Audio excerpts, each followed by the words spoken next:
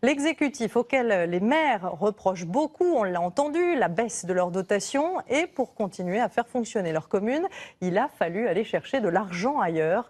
Alors certains, vous allez le voir, ont parfois exhumé une loi de 2008. Elle permet de taxer les panneaux publicitaires. Un système tout de même à double tranchant. Gaël Charnet et David Paturel. Un parc de loisirs avec aire de pique-nique, terrain de sport. Ici, il y aura ce qu'on appelle un city park.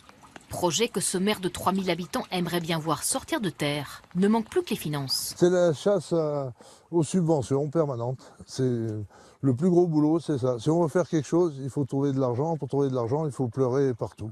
Il a beau faire ses calculs, avec des dotations de l'État divisées par 3 en 4 ans, il faut trouver de nouvelles ressources. Voilà, égale 80 000. Il va donc taxer la zone commerciale à la sortie de sa ville.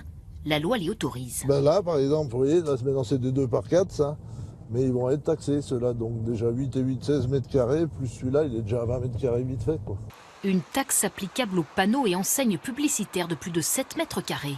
Selon lui, elle rapporterait 80 000 € par an. Là, peut-être qu'il y en aura pour 3 000 €, je pense. Et ça va vite, hein. À l'autre bout de l'Ardèche, Aubenas et sa grande zone commerciale. Ici, la taxe est appliquée. Elle génère chaque année 220 000 € de recettes. Pour le maire, pas question de s'en passer. L'exemple, c'est cette place du château. Vous seriez venu il y a quelques années, elle était couverte d'asphalte, il y avait des voitures partout.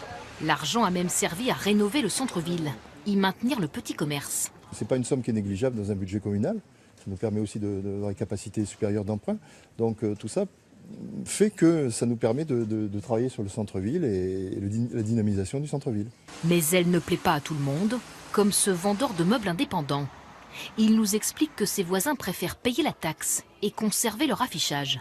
Lui a dû revoir sa publicité à la baisse. Avant aussi, on avait des panneaux de nos marques un peu plus gros là, sur les côtés qu'on a enlevés. Pour l'ensemble du magasin, là, on paye à peu près 5 000 €. Une taxe instaurée en 2008 pour réduire la pollution visuelle. À voir ces dizaines de panneaux aux abords du centre-ville, difficile de croire à son efficacité. Ce qu'on constate, c'est que la publicité, elle prolifère, elle se multiplie un peu partout. En se finançant par la pollution des paysages, c'est quelque chose qui, à nos yeux, n'est pas acceptable. Pour l'association, 30% de l'affichage en France serait illégal. Et cela concernerait même certains panneaux taxés par les communes. Elle préconise son abandon au profit de règlements locaux sur la publicité, obligatoire seulement dans les villes de plus de 100 000 habitants.